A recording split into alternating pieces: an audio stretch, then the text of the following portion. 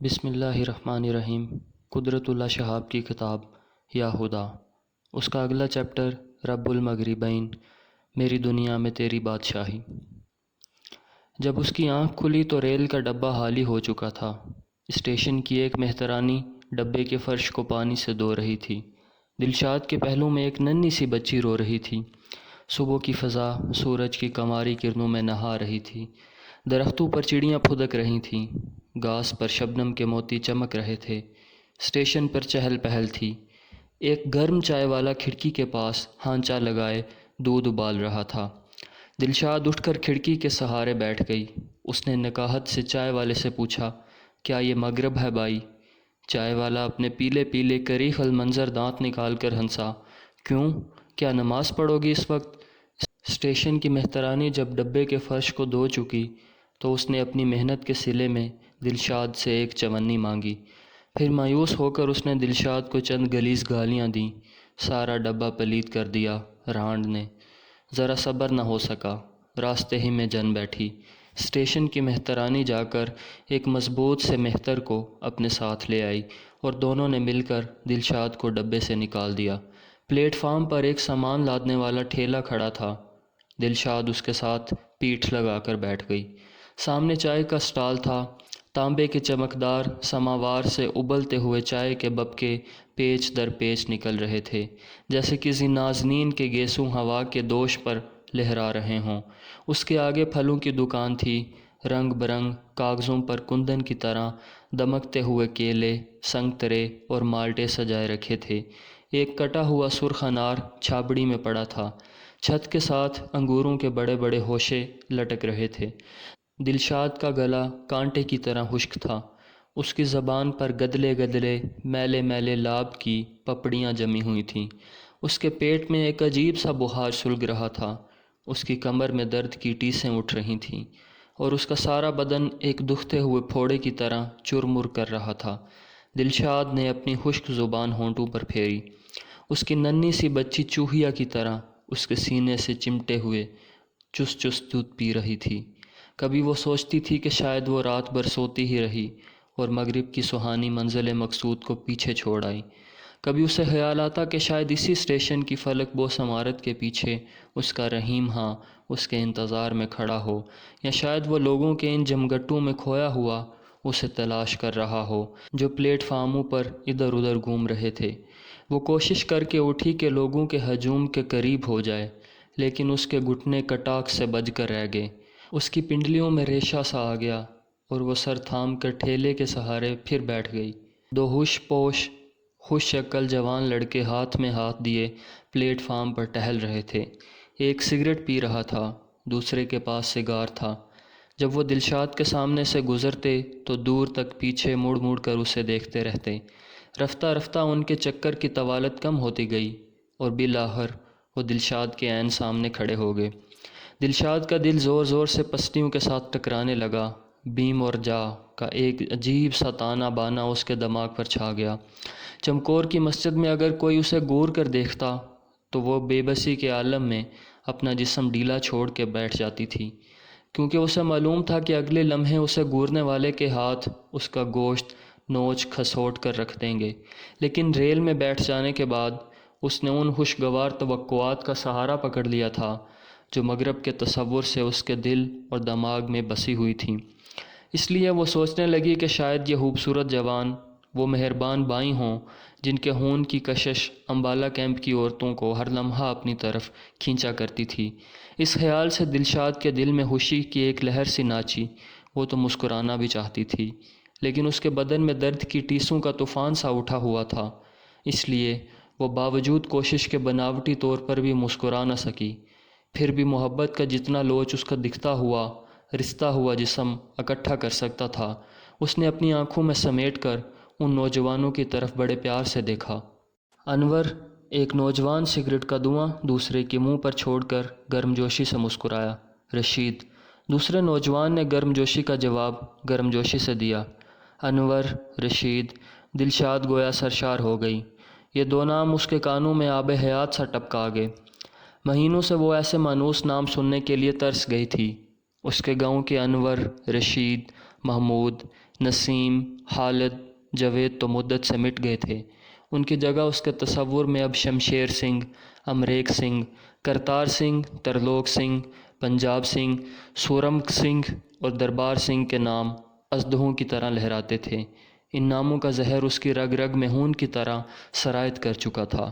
اس کی سڑاندھ اس کے روئی روئی میں بسی ہوئی تھی۔ ان کا وحشی ابال اس کی ہڈیوں میں درد بن کر رچا ہوا تھا۔ لیکن اب جو اس کے کانوں نے رشید اور انور کے نام سنے تو اسے یوں محسوس ہوا جیسے وہ آب کوثر سے نہا رہی ہو، جیسے وہ پاک و مصفا پانی اس کے گلے ہوئے سڑے ہوئے جسم پر گلاب اور کافور کی خوشبوئیں چھڑک رہا ہو۔ ان کی گری ہوئی گردن میں افتخار کا غبار آ گیا۔ اس کے مایوس اور غمدیدہ سینے میں امید و مسرت کی کرنیں پھوٹ اٹھیں اور اس نے ہاتھ کے اشارے سے ان دونوں جوانوں کو اپنے قریب بلایا۔ یہ کیا جگہ ہے بھائی؟ دلشاد نے پوچھا۔ لاہور ہے، انور نے کہا۔ تم کہاں جاؤ گی؟ رشید نے پوچھا۔ جہاں قسمت لے جائے۔ باپ رے باپ، انور نے رشید سے سرگوشی کی۔ بڑی سپورٹ ہے بھائی۔ رشید نے انور کو آنکھ ماری۔ آؤ بہن، تم ہمارے ساتھ چلو، دونوں ہم زبان ہو کر بولے۔ دلشاد ٹھیلے کا سہارا لے کر اٹھی تو اس کے بھائیوں کو پہلی بار اپنی ننھی سی بانجی کی جھلک دکھائی دی۔ ارے انور حیرانی سے اچھلا۔ یہ کیا بلا ہے؟ رشید نے پوچھا۔ لڑکی ہے جی۔ دلشاد کچھ ہچکچائی، کچھ شرمائی۔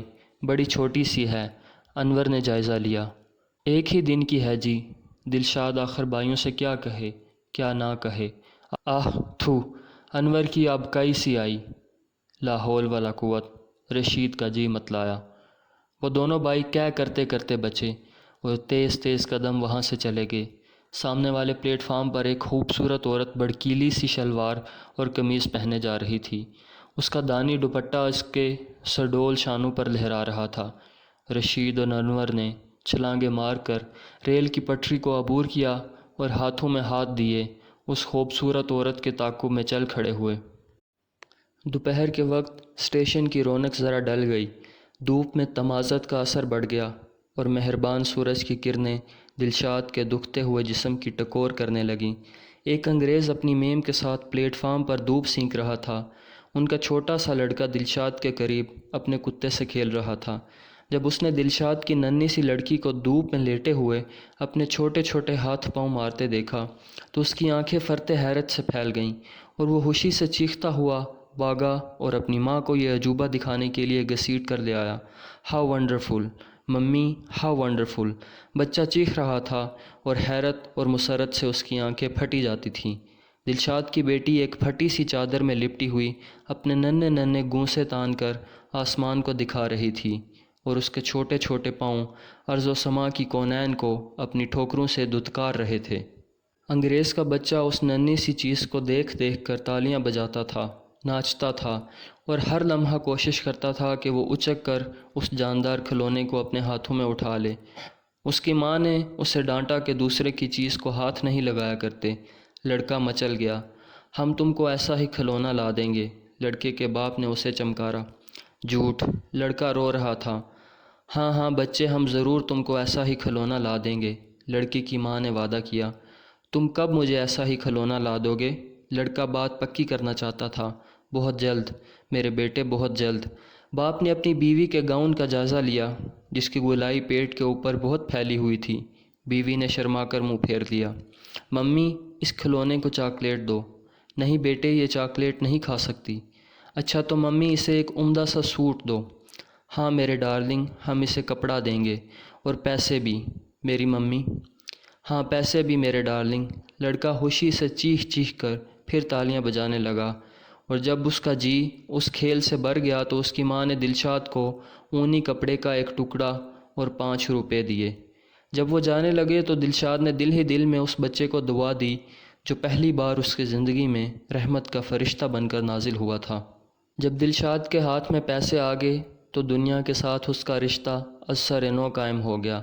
ایک چائے والے نے اس کے پاس آ کر گرم چائے کی ہانک لگائی۔ ایک گوشت روٹی والا بھی اس کے نزدیک اپنا ہانچا لے آیا اور جب دلشاد روٹی کھانے لگی تو ایک کتا بھی زبان نکال کر اس کے سامنے آ بیٹھا۔ قریب ہی ایک بینچ پر 2 بزرگ بیٹھے رائے زنی فرما رہے تھے۔ ایک کی داڑھی سفید تھی، دوسرے کی حنائی۔ دونوں کچھ دیر سے انگریز، اس کی میم اور بچے کی حرکات پر ناک منہ چڑھا رہے تھے۔ جب میم نے دلشاد کو اونی کپڑا اور 5 روپے ہیرات دیے تو ان دونوں بزرگوں کو یہ محسوس ہوا کہ اس فرنگن نے ان دادڑیوں کو پکڑ کر زور سے جھٹک دیا تھا۔ لا حول ولا قوت! ایک حضرت خفا ہوئے، یہ حرامی اب تک سمجھتے ہیں کہ ہم انہی کے ٹکڑوں پر پل رہے ہیں۔ ارے میاں، قصور ان کا نہیں، دوسرے صاحب نے فیصلہ صادر کیا۔ کیوں نہیں اس کمبخت عورت نے ایسی ذلیل ہیرات کو نفرت سے ٹھکرا دیا؟ اللہ اللہ! آزادی تو ملی لیکن غلامی کا چسکا نہ گیا۔ جائے کیسے میرے بھائی، جائے کیسے؟ جب ایسے آقاؤں کی جوتیوں کے صدقے مفت کی گوشت روٹی ملے تو آزادی کے محنت کا بار کون اٹھائے؟ اے طائر لاہوتی، اس رزق سے موت اچھی جس رزق سے آتی ہو پرواز میں کوتاہی، پہلے والے بزرگ نے رکت سے الاپا۔ دوسرے حضرت نے بھی آزادی اور خودی کی عظمت میں کچھ مصرے ارشاد فرمائے۔ جب دلشاد 4 آنے کے گوشت، 3 آنے کی روٹی اور 2 آنے کی چائے سے اپنے دوزخ شکم کو ایندھن دے چکی تو وہ دونوں بزرگ جنبش فرما کر اس کے پاس آئے۔ اے عورت، کیا تم مہاجر ہو؟ ایک نے خوشمگی انداز سے پوچھا، جیسے زمانہ سلف کا قاضی کسی زانیہ عورت سے خطاب کر رہا ہو۔ جی نہیں، میرا نام دلشاد ہے۔ ارے ہوگا، لا حول ولا قوت! ہم پوچھتے ہیں تم کہاں سے آئی ہو، کہاں جاؤ گی اور یہاں پر تمہارا کیا کام ہے؟ دوسرے حضرت نے مہارنی کی۔ اے کاش دلشاد کو معلوم ہوتا کہ اس کی منزل مقصود کا نشان کس شاہراہ پر ملے گا۔ اس کے تخیل میں تو مغرب کی ساری کائنات اس کی منزل تھی۔ وہ تو ایک وسیع برادری میں شامل ہونے والی تھی جس میں اسے سارے اپنے ہی اپنے نظر آتے ہوں، لیکن یہاں کی اینٹ اینٹ اس سے پوچھتی تھی کہ تم کون ہو، تم کیا ہو، تمہاری جیب میں پیسے ہیں، تمہارے جسم میں تازگی ہے، تم مہاجر ہو؟ ایک بزرگ نے فتویٰ دیا، تم مہاجر خانے چلی جاؤ۔ آزاد قوم کی بیٹیاں بیک کے ٹکڑوں پر نہیں پلتی۔ ہاں، تم کوئی بچہ نہیں ہو، تمہیں خود شرم آنی چاہیے۔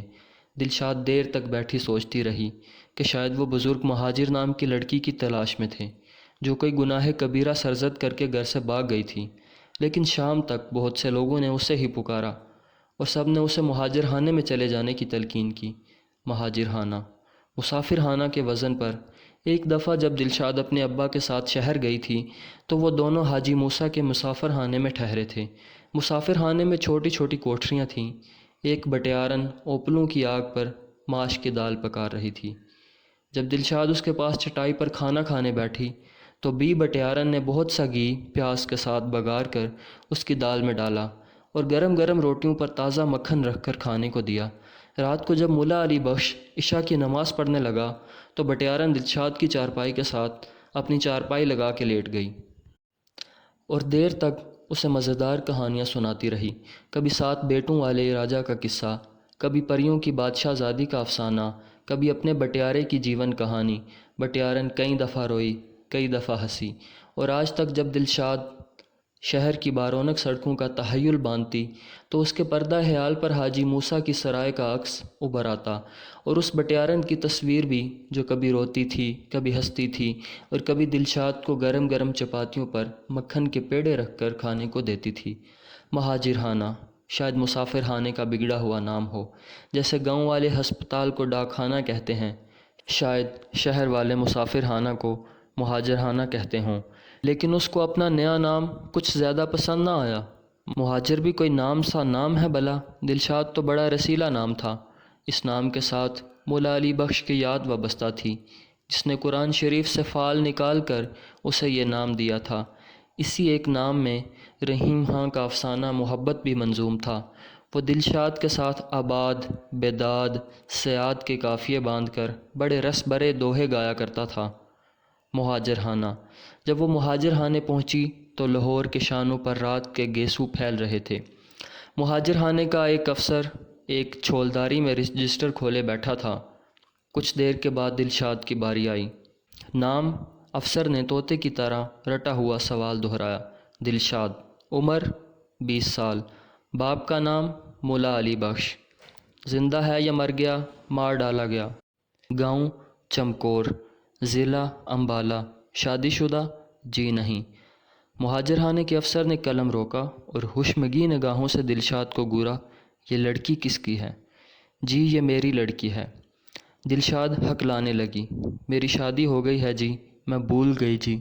افسر کا قلم مشین کی طرح پھر دوات کی طرف گھوم گیا۔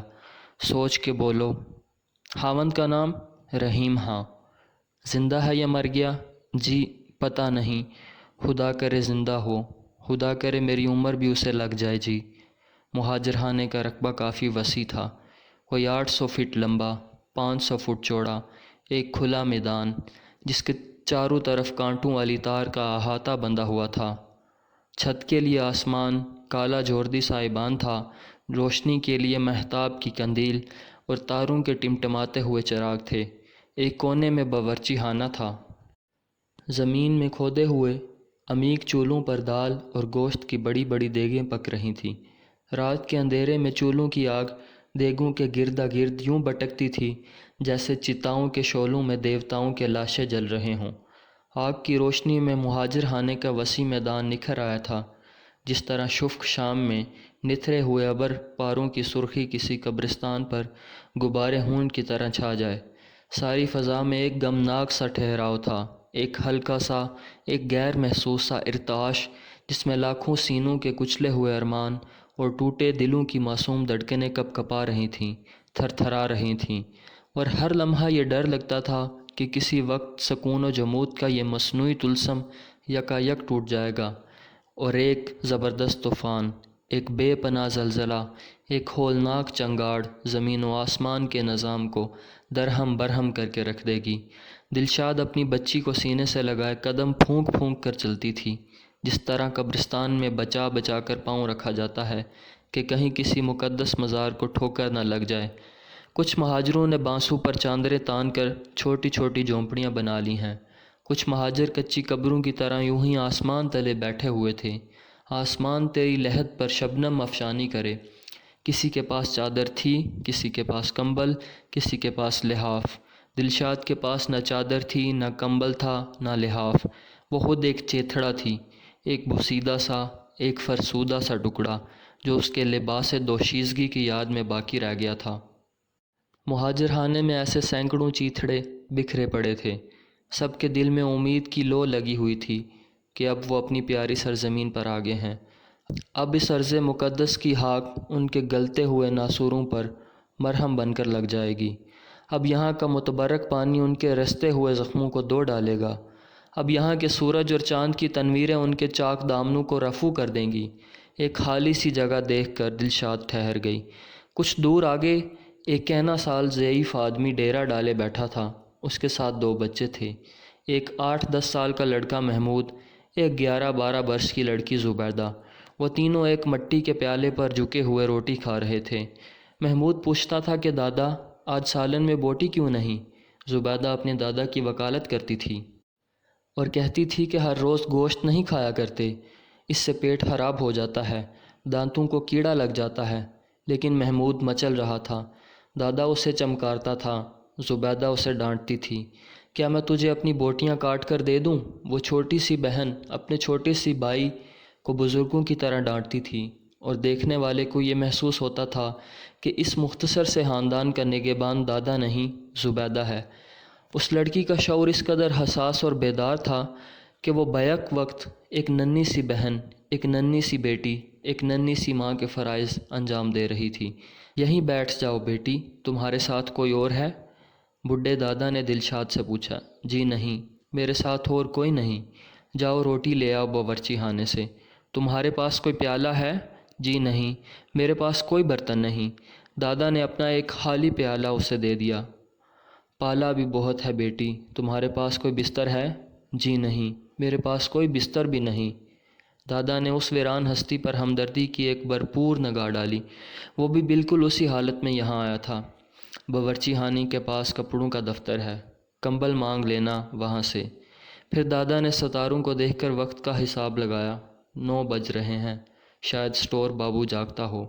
باورچی نے دلشاد کو 2 روٹیاں اور پیالہ بھر دال دے دی۔ کپڑوں کے دفتر میں ایک مدھم سی لالٹین جل رہی تھی۔ خیمے میں رضائیوں کے انبار لگے ہوئے تھے، سرخ سرخ، بورے بورے، کالے کالے کمبلوں کی تہوں پر تہیں جمی ہوئی تھیں۔ ایک کونے میں گرم کپڑوں کے ڈھیر تھے، اونی سویٹر، پٹو کے کوٹ، گرم چادریں۔ اسٹور بابو سرخ و سفید چھینٹ کی رضائی اوڑھے چارپائی پر لیٹا ہوا اقبال کا شکوہ گا رہا تھا۔ رحمتیں ہیں تیری اغیار کے کاشانوں پر، برق گرتی ہے تو بیچارے مسلمانوں پر۔ جب اس نے دلشاد کو خیمے کے دروازے میں کھڑا ہوا پایا تو اس کے ترنم کی لے سست پڑ گئی اور اس نے نہایت خوشمگی انداز سے دلشاد کو گھورا۔ دفتر بند ہے جی اس وقت، صبح 8 بجے آنا۔ ہمارے پاس کوئی کپڑا نہیں ہے، ہم پالے سے مر جائیں گے۔ کوئی نہیں مرتے، صبح 8 بجے آنا۔ ہاں، دفتر بند ہے اس وقت۔ دلشاد نے ایک بار پھر التجا کی۔ اسٹور بابو جھنجھلا گیا۔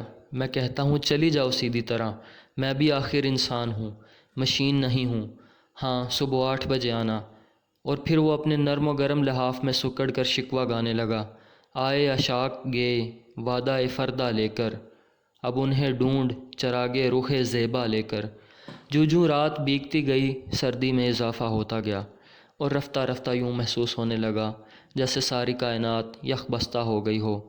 سرد ہوا کے جھونکے تیر و نشتر کی طرح بدن میں لگتے تھے اور زمین کی نمی زہر آلود کانٹوں کی طرح جسم میں چبھتی تھی۔ دادا کے پاس ایک کمبل تھا، اس نے اسے آدھا نیچے بچھا کر محمود اور زبیدہ کو سلا دیا تھا اور آدھا کمبل ان کے اوپر ڈال دیا تھا۔ وہ خود ایک پتلی سی چادر اوڑھے زمین پر لیٹا ہوا کروٹیں بدل رہا تھا۔ دلشاد کے دانت کٹ کٹ بج رہے تھے۔ وہ اپنی بیٹی کو اونی کپڑے میں لپیٹ کر اپنے سینے سے چمٹائے بیٹھی تھی۔ کبھی وہ لیٹ جاتی تھی، کبھی اٹھ بیٹھتی تھی، کبھی کھڑی ہو کر گھومنے لگتی تھی، لیکن ہر کروٹ، ہر پہلو سردی کا اثر سانپ کے زہر کی طرح اس کی ہڈیوں میں سرسراتا ہوا بڑھ رہا تھا اور اسے ڈر لگتا تھا کہ شاید اگلے لمحے وہ برف کے ٹکڑے کی طرح جم کر گر جائے گی۔ کچھ دور آگے ایک جوان عورت اپنے جسم کی گرمی ہر ممکن طریقے سے اپنی 4 سالہ لڑکی کے جسم میں منتقل کرنے کی کوشش کر رہی تھی۔ ان کے پاس بھی نہ کمبل تھا، نہ لحاف، نہ چادر۔ لڑکی کا سانس اکھڑا اکھڑا سا تھا، اس کے سینے میں گھنٹیاں سی بج رہی تھیں، جیسے بہت دور افقی لکیر سے پرے اونٹوں کا ایک کارواں کسی جنت گم گشتہ کی تلاش میں چلا جا رہا ہو، رواں رواں، دواں دواں۔ جیسے جیسے سردی بڑھتی گئی، لڑکی کے سینے کی گھنٹیاں تیز تر ہوتی گئیں۔ اس کے سانس میں ایک زبردست تناؤ آ گیا، جیسے زندگی اور موت کے فرشتے اس کے سانس کی لڑی تھام کر آپس میں رسا کشی کر رہے ہوں۔ اس کی ماں گھبرا گئی، بے بس ہو گئی، لاچار ہو گئی۔ اس نے کھڑے ہو کر گرد و پیش کا جائزہ لیا۔ زمین پر اندھیرے کا سیاہ کفن چڑھا ہوا تھا، کبھی کبھی چاند بھی اپنے لحافوں کی اوٹ سے جھانک کر دیکھ لیتا تھا۔ چاروں طرف سکوت پا کر وہ عورت سمٹ کر بیٹھ گئی۔ اس نے چوروں کی طرح دزدیدہ نگاہوں سے ادھر ادھر دیکھا اور ہولے ہولے جھجکتے ہوئے، شرماتے شرماتے اس نے اپنے کپڑے کھول کر اپنی ٹھٹری ہوئی بیمار بچی کو ان میں لپیٹ لیا۔ اندھیرے میں ایک بجلی سی لہرائی اور اس جوان عورت کا برہنہ جسم کائنات کے ذرے ذرے کو للکارنے لگا کہ دیکھو دیکھو، یہ لاجواب ساعت بیت نہ جائے۔ تم نے ارض و سما کے بہت سے راز دیکھے ہوں گے، لیکن تم اس ماں کے برہنہ جسم کو نہ بھول سکو گے جس کے کپڑوں میں اس کی مرتی ہوئی بیٹی لپٹی پڑی ہو اور بڑا سخت پالا پڑ رہا ہو، اور اسٹور میں گرم کمبل اور لحافوں کے ڈھیر ہوں، اور اسٹور بابو رضائی میں لپٹا ہوا شکوہ گا رہا ہو، اور عورت کا عریاں جسم ایک غلیظ گالی بن کر چاروں طرف چھا گیا۔ رات کی ظلمت میں رو سیاہی کی کالک اور بھی زیادہ گہری ہو گئی۔ آسمان پر جو ستارے ٹمٹما رہے تھے آنکھیں موند کر بادلوں کی اوٹ میں چھپ گئے۔ چاند بھی اپنے لحافوں کے بیچ سے جھانک کر یہ نظارہ دیکھنے کی تاب نہ لا سکا۔ ایک گنگور گھٹا جو آسمان پر بے پرواہی سے بکھری ہوئی تھی سمٹ سمٹ کر اکٹھی ہو گئی اور بادلوں کی پلکوں سے موٹے موٹے آنسو گرنے لگے۔ ٹپ ٹپ ٹپ ٹپ ٹپ ٹپ بوندیں برس رہی تھیں، ٹھٹری ہوئی ہوا کی سن سن سسکیوں کی طرح آہیں بر رہی تھیں۔ مہاجر خانے کے میدان میں زندگی کی ایک کمزور سی لہر جاگی۔ کچھ بچے روئے، کچھ عورتوں نے شور مچایا، کچھ مردوں نے ڈانٹ بتائی، اور پھر ایک سناٹا چھا گیا۔ مینگ کی بوندیں دلشاد کے بدن میں بندوق کے چھروں کی طرح پیوست ہو رہی تھیں۔ اسے یوں محسوس ہوتا تھا جیسے امریک سنگھ، ترلوک سنگھ، سورمک سنگھ، دربار سنگھ کی کرپانیں اس کے جسم کو چھید رہی ہیں۔ بارش کا پانی فلالین کے گرم کپڑے میں بھی نفوذ کرتا گیا اور اس میں لپٹی ہوئی ننھی سی جان سردی سے کپکپانے لگی۔ دلشاد نے سوچا اگر وہ دادا سے پوچھ کر اپنی لڑکی کو محمود اور زبیدہ کے کمبل میں لٹا دے تو شاید اس غریب کی جان کو کچھ سہارا مل جائے۔ اس نے دادا کے گھٹنے کو ہلایا۔ وہ اپنی میلی سی چادر اوڑھے لیٹا ہوا تھا۔ دلشاد نے اسے شانوں سے ہلایا، باہوں سے ہلایا، گردن سے جھنجھوڑا، ہاتھ کھینچے، لیکن دادا کا ہاکی جسم سردی اور گرمی کے احساس سے بے نیاز ہو گیا تھا۔ زندگی کا خون اس کی رگوں میں جم کے رک گیا تھا اور اس کی ہڈیاں سردی سے اکڑ کر لوہے کی سلاخوں کی طرح تن گئی تھیں۔ جب صبح صادق کی پو پھٹی تو مہاجر خانے کے میدان میں ایک مرمری مجسمہ چاندی کی طرح جھلملایا۔ یہ اس جوان عورت کا برہنہ جسم تھا جس نے اپنے کپڑوں میں اپنی مرتی ہوئی بچی کو لپیٹ لیا تھا۔ اس کے بے جان سینے سے اس کی بچی کی لاش یوں چمٹی ہوئی تھی جیسے ابھی ابھی دودھ پینے لگی ہو۔ معلوم ہوتا تھا کہ کسی بڑے فنکار نے مرمر کو تراش کر یہ خوبصورت بت بنائے ہیں۔ عورت کے کسے ہوئے دودھیا بدن پر بارش کے قطرے موتیوں کی طرح جگمگا رہے تھے۔ اس کی گھنی زلفیں کالے ناگوں کی طرح بکھری پڑی تھیں۔ اس کی نیم باز آنکھوں میں پانی کی ایک تہہ سی جمی ہوئی تھی، جیسے اس کے خون کے ساتھ ساتھ اس کے آنسو بھی منجمد ہو کے رہ گئے ہوں۔ مہاجر خانے کے کچھ مہتر کمبلوں کا پلندہ اٹھا کر لے آئے۔ ایک کمبل انہوں نے دادا پر ڈال دیا، دوسرا عورت کے ننگے بدن پر، تیسرا اس بچی پر، چوتھا، اور اسی طرح وہ میدان میں بکھری ہوئی لاشوں پر نرم نرم کمبلوں کے کفن ڈالتے گئے۔ جو لوگ زندہ تھے وہ حسرت بھری نگاہوں سے اپنے مردہ ساتھیوں کی طرف دیکھتے تھے اور رشک کرتے تھے کہ اگر موت کے تصور میں ایک اندیکھی، انجانی، سمجھی حقیقت کا خوف نہ ہوتا تو وہ سب بارضا اور رغبت وہیں مر جاتے تاکہ مہاجر خانے کے مہتران پر بھی اونی کمبل ڈالتے جائیں اور ان کے کپ کپاتے ہوئے گوشت اور ٹھٹھرتی ہوئی ہڈیوں کو ذرا سا سکون، ذرا سی گرمی، ذرا سا آرام میسر آئے۔ محمود مچل رہا تھا کہ دادا کو وہ لوگ اٹھا کر کہاں لے گئے۔ زبیدہ اسے سمجھاتی تھی کہ دادا ابا اور امی کو بلانے گئے ہیں۔ وہ کب آئیں گے؟ وہ بہت جلد آ جائیں گے۔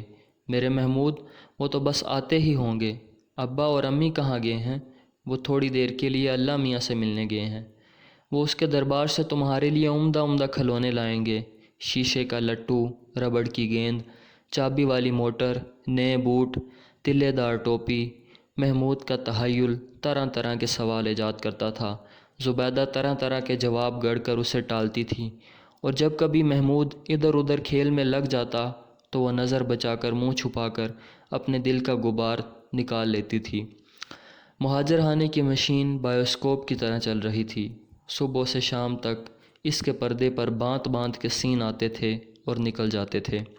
بازیچہ اطفال ہے دنیا میرے آگے، ہوتا ہے شب و روز تماشا میرے آگے۔ بڑے بڑے دبدبے والے رئیس اور نواب آتے تھے، اونچی اونچی کرسیوں والے حکام آتے تھے، سرسراتے ہوئے ریشم و کمہاب میں ملبوس، کلیوں کی طرح کھلے ہوئے حسن میں سرشار، گلاب اور چنبیلی کے عطر میں مہکی ہوئی بیگمات آتی تھیں۔ وہ سب بچوں کے سر پر شفقت کا ہاتھ پھیرتے تھے، عورتوں کے پاس کھڑے ہو کر ان کی اشک شوئی کرتے تھے، بوڑھوں اور جوانوں کی پیٹھ ٹھونک کر ان کی ٹوٹی ہوئی کمر کو سہارا دیتے تھے، اور پھر صبح سار موٹریں انہیں مہاجر خانے سے واپس لے جاتی تھیں۔ کوئی مٹھائی لاتا تھا، کوئی کپڑے بانٹتا تھا، کوئی پلاؤ اور قورمے کی دیگیں تقسیم کرتا تھا، اور جب کوئی اس کار خیر میں بڑھ چڑھ کر حصہ لیتا تو اس کے چہرے پر فخر و مسرت کی سرخی پھیل جاتی، اور وہ دل ہی دل میں اپنے رحمان اور رحیم کا شکریہ ادا کرتا کہ اس نے اپنی قدرت کاملہ سے ایسے سامان پیدا کر دیے جن کے طفیل اس ناچیز کو بھی مقدور بر حیرات کرنے کا موقع نصیب ہوا۔ دلشاد سوچتی تھی کہ جب کوئی جوان مرد محمود اور زبیدہ کا قصہ سنے گا تو اسٹور بابو کو کان سے پکڑ کر گولی سے اڑا دے گا کہ اس نے اس کڑاکے کی سردی میں بھی دادا کو صرف ایک ہی کمبل دیا۔ وہ ڈرتی تھی کہ جب کوئی دبدبے والے، تنتنے والے بلند اقبال لوگ اس کی اپنی رام کہانی سنیں گے تو ان کا خون کھول اٹھے گا، ان کی غیرت کو شدید چوٹ لگے گی، اور وہ اپنی بندوقیں اٹھا کر امریک سنگھ، ترلوک سنگھ، کرتار سنگھ، دربار سنگھ کی تلاش میں چل نکلیں گے، لیکن سننے والے سنتے گئے، سنانے والے سناتے گئے۔ دن میں مٹھائی اور پلاؤ بٹتا گیا، رات کو زمستانی ہوا کی شمشیر اپنے وار کرتی گئی۔ مہاجر خانے کا بایوسکوپ بدستور چلتا گیا، ایک سین کے بعد دوسرا سین، دوسرے سین کے بعد تیسرا سین، نہ آغاز نہ انجام، ایک مسلسل اور پیچیدہ نظام ترحم کہ جس میں انسان کا رازق بننے کے لیے بے قرار ہو، بے چین ہو، اور اس بازی میں دوسروں پر سبقت لے جانے کے لیے ہر قسم کا داؤ، ہر قسم کا پیچ کھیلنے پر تلا ہوا ہو۔ ایک صاحب بڑے مہیر تھے، بدن پر خوشنما سوٹ، سر پر ترچھی ٹوپی، آنکھوں پر سونے کے فریم والی سبز اینک، اگلے دانتوں میں سنہری کیلیں، منہ میں پائپ، انگلیوں میں لال اور یاقوت کی بیش بہا انگوٹھیاں۔ وہ گھنٹوں مہاجر خانہ میں گھومتے تھے، ایک ایک کی داستان سنتے تھے، کسی کو پیسے دیتے تھے، کسی کو مٹھائی کی گولیاں، کسی کو چاکلیٹ۔ دلشاد پر بھی ان کی خاص نظر عنایت تھی۔ ایک روز وہ اس کی بچی کے لیے سرخ اون کا دیدہ زیب سویٹر لائے، دوسرے روز انہوں نے رحیم خان کی تلاش کرنے کا وعدہ فرمایا، اور کچھ دنوں کے بعد وہ دلشاد کے لیے ایک جاں فضا عید کا پیغام لے کر آئے کہ رحیم خان کا پتہ مل گیا ہے، بیچارہ بے حد کمزور ہے، چلنے پھرنے سے معذور، لیکن دلشاد کی یاد کے سہارے وہ ابھی تک بار زیست اٹھائے بیٹھا ہے۔ دلشاد کی نظر میں دنیا گلنار ہو گئی، مہاجر خانے کی زمین پر پھول ہی پھول اگائے، اس کے بدن میں سلگنے والا زہر کافور کی طرح مشکبار ہو گیا، اور وہ اپنے دھڑکتے ہوئے سینے میں ارمانوں کا بے پناہ ہجوم چھپائے مسٹر مصطفیٰ خان سیمابی کی موٹر میں آ بیٹھی۔ کار فراٹے برتی جا رہی تھی، لاہور کی سڑکیں رنگین سانپوں کی طرح لہرا لہرا کر گزر رہی تھیں۔ یہ باغ جناح ہے، یہ گلستان فاطمہ کی چار دیواری ہے، یہ ملکہ معظمہ کا بت ہے، یہ مال روڈ کے رنگین ریسٹوران ہیں، یہ نیلا گنبد کا چوک ہے، اس گلی میں انارکلی کا مقبرہ ہے، یہ گرجا ہے، وہ مسجد ہے، یہ مصطفیٰ خان سیمابی کا مکلف بنگلہ ہے، نوکروں کے کمرے میں گراموفون بج رہا ہے۔ آج کر لے جی بھر کے سنگار، تو ہے جانا ہے، آج کر لے جی بھر کے سنگار۔ دلشاد کا دل دک دک بج رہا تھا، اس دک دک میں ایک انوکھے سرور کا ترنم تھا۔ وہ برآمدے میں بیٹھے بیٹھے سوچ رہی تھی کہ شاید اس زمین پر رحیم خان کے قدم پڑے ہوں، شاید اس بنگلے کی ہوا میں اس کی دل آویز سانس بسی ہو۔ دلشاد کی نظر عقیدت میں بنگلے کی زمین کا ذرہ ذرہ مکہ اور مدینہ کی خاک بن گیا۔ بنگلے کی اینٹ اینٹ پر مسجدوں کے مقدس مینارے تعمیر ہو گئے۔ ایک نوکر نے اسے ایک پلیٹ میں پلاؤ، ایک میں پالک اور گوشت، ایک میں مٹر اور قیمہ، ایک میں کپوڑے لگائی ہوئی فرنی لا کر دی۔ معلوم نہیں وہ کیا کھا گئی اور کب کھا گئی۔ وہ دنیا و مفیخہ سے بے خبر تھی، اس کی روح اپنے رحیم خان کے استقبال کے لیے سراپا انتظار بنی ہوئی تھی، لیکن اس کے جسم کو ابھی تک کتے چچوڑ رہے تھے۔ مصطفیٰ خان سیمابی ڈریسنگ گاؤن پہنے اس کے سامنے بھوکے گدھ کی طرح منڈلا رہا تھا۔ میز پر اسکاچ وسکی کی بوتل جگمگا رہی تھی۔ وہ اپنی باہیں پھیلا پھیلا کر کہتا تھا کہ میری جان، آ کر میرے سینے سے لگ جاؤ، تم بڑی مظلوم ہو، تم بڑی غریب ہو، لیکن میں ایک امیر انسان ہوں، میں کچھ روز کے لیے تمہیں ملکہ بنا کے رکھوں گا۔ تمہارا رحیم خان معلوم نہیں کہاں کھو گیا، شاید وہ کسی ویرانے میں مرا پڑا ہو، لیکن تم اس عرضی ہستی کی یاد میں اپنی جوانی نہ گواؤ۔ میری جان، آؤ، میرے سینے سے لگ جاؤ۔ اب تم اپنے آزاد وطن میں آ گئی ہو، اب تمہیں کسی بات کا ڈر نہیں۔ یہ ہمارا وطن ہے، یہ ہمارا آزاد وطن ہے۔ پاکستان زندہ باد، پاکستان پائندہ باد۔ دلشاد کے گلے میں ملا علی بخش کی تسبیح لٹک رہی تھی۔ جب مصطفیٰ خان سیمابی کی زبان لپک لپک کر تسبیح کے دانوں کو چومتی تو دلشاد کو یہ محسوس ہوتا کہ ایک مسلمان بھائی سنگ اسود کو بوسہ دے رہا ہے۔ 2-4 دن میں جب مصطفیٰ خان سیمابی نے اپنے حج کے ارکان پورے کر لیے تو دلشاد پھر مہاجر خانے واپس آ گئی۔ ننھا محمود شیشے کا لٹو چلا رہا تھا۔ اس نے تتلا تتلا کر، تالیاں بجا بجا کر دلشاد کو سمجھایا کہ زبیدہ باجی بھی موٹر میں بیٹھ کر دادا میاں کے پاس گئی تھی۔ دادا میاں نے شیشے کا یہ لٹو بھیجا ہے، یہ ربڑ کی گیند، یہ رنگدار مٹھائی آج وہ پھر موٹر میں بیٹھ کر دادا میاں کے پاس گئی ہے۔ موٹر پوں پوں کرتی جا رہی ہے۔ اب وہ پھر دادا میاں سے پیسے لائے گی، نئے نئے بوٹ لائے گی، تلے دار ٹوپی لائے گی۔ لاہور لاہور نہ تھا، مدینہ تھا۔ لاہور والے نہ تھے، انصار تھے۔ نہیں، وہ تو شاید ان سارے مدینہ سے بھی کچھ درجہ افضل تر تھے۔ یہاں دلشاد کے لیے ہر روز ایک نیا رحیم ہاں پیدا ہو جاتا تھا۔ زبیدہ کے لیے ہر روز ایک نیا دادا جنم لیتا تھا۔ بیٹیوں کے لیے نئے نئے باپ تھے، بہنوں کے لیے نئے نئے بھائی۔ جسم کا رشتہ جسم سے ملتا تھا، خون کا رشتہ خون سے۔